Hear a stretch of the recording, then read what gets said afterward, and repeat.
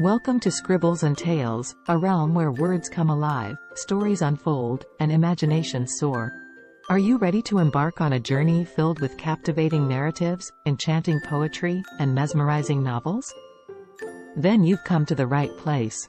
Thank you for joining us on this captivating storytelling journey. Don't forget to click the subscribe button and ring the notification bell. Reem, Sarah, Ali, Muhammad, Noor and Fatima were friends since childhood. They played together in the park and went to the same school. Each of them had a favorite color. Red for Reem, orange for Sarah, yellow for Ali, green for Muhammad, blue for Noor and purple for Fatima. They loved to wear clothes with their favorite colors and called themselves rainbow friends. One day, they decided to go to the beach to enjoy the sun and the sea. They took with them a soccer ball, a kite, a bucket and a shovel. When they arrived at the beach, they saw a beautiful rainbow in the sky. They smiled and said, "Look! It's a rainbow like us." Then they started to play happily. Reem and Sarah played soccer with some other kids. Ali and Muhammad flew their kite high in the air. Noor and Fatima built a sandcastle near the water. They were having fun together and didn't care about the differences between them. They shared laughter, love and friendship. This is how their story began. But it didn't end there. As they grew up, they faced many challenges and changes in their lives. They had to deal with school pressure, family problems, social issues and personal dreams. Sometimes they argued, sometimes they drifted apart, sometimes they felt lonely or misunderstood. But they always remembered their bond as rainbow friends and supported each other through thick and thin. Reem wanted to be a doctor and help people in need. She studied hard and got good grades. She also volunteered at a local hospital and learned from the doctors there. She faced some difficulties because of her gender and her color, but she didn't let that stop her.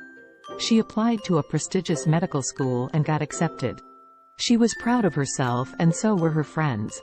Sarah wanted to be an artist and express herself through painting. She had a natural talent and a creative imagination. She also loved to travel and explore different cultures.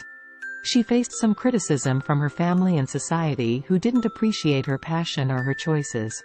But she didn't let that discourage her. She applied to an art school in Paris and got a scholarship. She was excited to start her new adventure and so were her friends. Ali wanted to be an engineer and invent new things. He was good at math and science and loved to tinker with gadgets. He also had a sense of humor and liked to make jokes. He faced some competition from his peers who tried to outsmart him or put him down. But he didn't let that bother him. He applied to an engineering school in California and got an internship at a tech company. He was eager to learn new skills and so were his friends. Muhammad wanted to be a teacher and inspire young minds. He was kind and patient and loved to read books. He also cared about the environment and joined various campaigns to protect it. He faced some challenges from his students who didn't respect him or listen to him. But he didn't let that frustrate him. He applied to a teaching program in London and got a job at a multicultural school. He was happy to make a difference and so were his friends.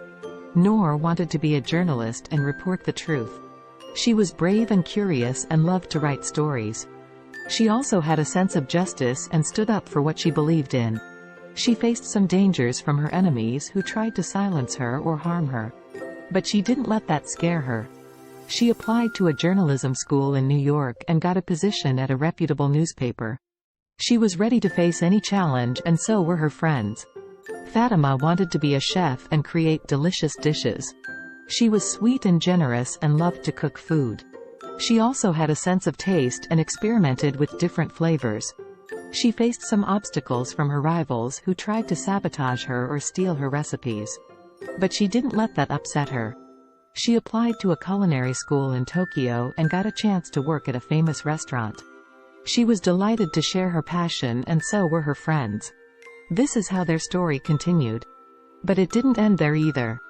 As they pursued their dreams, they also kept in touch with each other through phone calls, messages, video chats and visits whenever possible. They celebrated their successes, comforted their failures, shared their joys, eased their sorrows, gave their advice, asked for their help, expressed their gratitude, showed their affection and renewed their friendship.